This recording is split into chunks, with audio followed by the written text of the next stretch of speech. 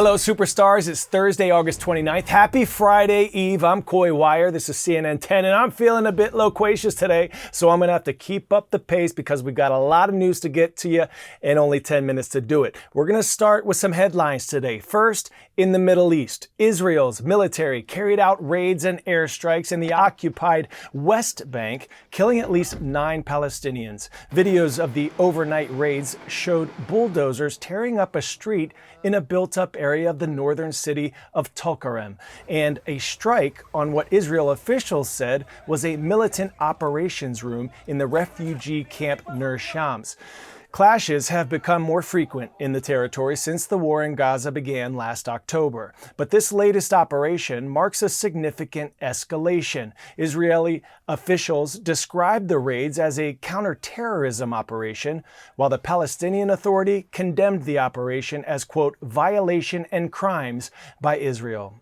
Next, we head to the Northeast, where efforts to curb a deadly mosquito-borne virus have led to some objections. Bites from infected mosquitoes are causing a virus that leads to Eastern equine encephalitis, or EEE for short, which the CDC says kills about 1 in 3 people who get it, and 50% of the survivors end up with lasting neurological damage. Cases have been identified in Massachusetts, Wisconsin, New Jersey, Vermont, and New Hampshire. Because the mosquitoes that spread EEE are most active at dusk and dawn, officials in Oxford, Massachusetts announced a voluntary curfew of 6 p.m. But members of the public weren't happy about closing fields for youth sports. A Change.org petition to keep the parks open has nearly 900 signatures, and a town board of health meeting on Wednesday got contentious. Please don't do this to our kids. 800 people signed a petition. And finally, a headline that has some big old shoes to fill. Paleontologists have found matching dinosaur footprints, more than 260 of them, in Africa and South America. The footprints are similar in age, shape, and geological context. Back then, 120 million years ago to be specific, the 7 continents hadn't split apart yet. Remember Pangea? So scientists say the findings suggest that dinosaurs once traveled along their own version of a highway. Pop quiz hotshot. Which landmark is also known as Chomolungma? Mount Everest, Ayers Rock, Kilauea, or Timbuktu?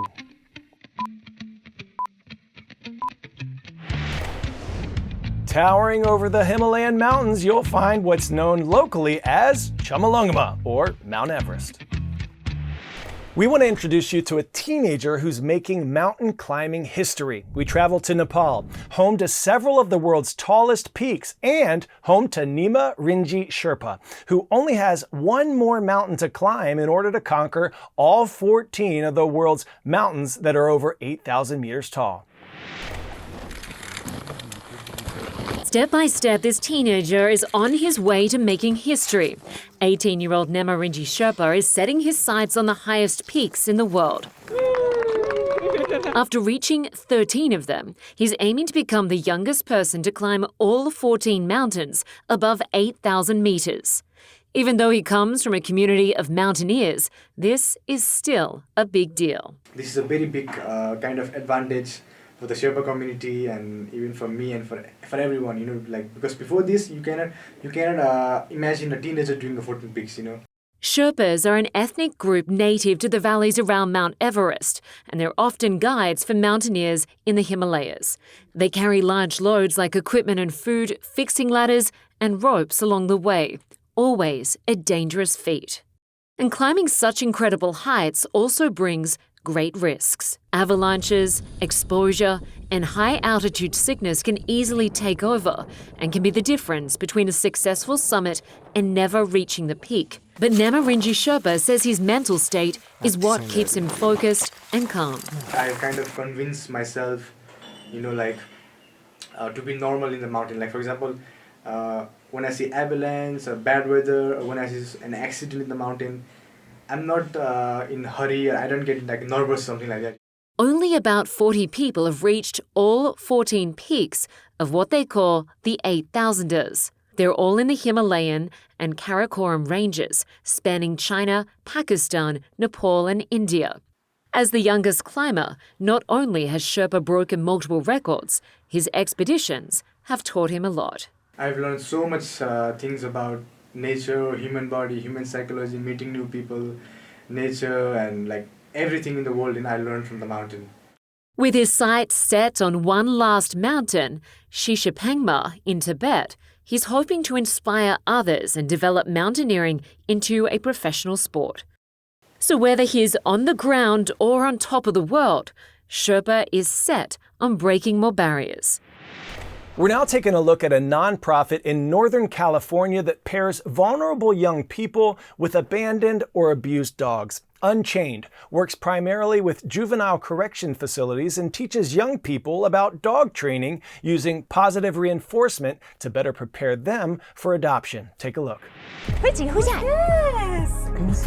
I was a troubled child. I would run around, cause a lot of trouble, in and out incarceration. Most of the dogs didn't really catch my attention until I seen this boxer named Quincy. When kids can contribute to giving a dog a second chance at a better life, we see the shift in them. Yes, beautiful timing. The Canines Teaching Compassion program, it's an 8-week program. We have a skills curriculum. Yay, Archie! The kids use what's called positive reinforcement training. We partner with juvenile detention centers, educational institutions, and nonprofit organizations serving youth. We don't know their stories, what maybe put them in juvenile hall. You've got kids who have experienced a lot of trauma in their lives, and we get to go in with a blank slate. They may share a very similar story with their dog, that their dog has experienced neglect or abandonment or maybe abuse. Once they start applying the positive reinforcements with the dog and teaching the dog, and the dog is responding, Nicely done. then there's a lot of reciprocity that goes back and forth. She's available. 100% available for adoption. We know that when dogs are well trained and socialized, they have a greater chance at adoption. Good job! Since the start of our services, we have served more than 450 youth. Those youth have contributed to the adoption placement of more than 220 dogs. I learned a lot of social skills. I learned how not to be nervous and how to kind of control my emotions a lot. Down. Working with Quincy, obviously seeing him get a second shot actually gave me a little bit of hope. Thank you for bringing this boy back to life.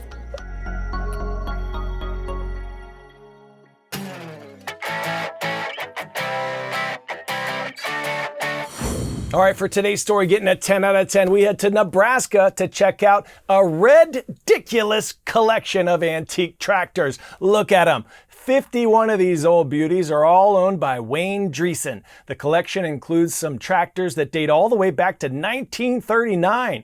He has some fairly modern ones too. Dreesen, who started farming right out of high school, put the collection on display to celebrate his 80th birthday. Congrats to my new TikTok friends from Miss Bartel's 10th grade English class in Boca Raton, Florida, for your #YourWord Wednesday submission yesterday. Loquacious, an adjective meaning talkative. Thanks for boosting our vocab and helping to write today's show. Today's shout out goes to Cupertino Middle School in Sunnyvale, California. Go on, Bears, do your thing. Have a great Thursday. We'll see you right back here tomorrow on CNN 10.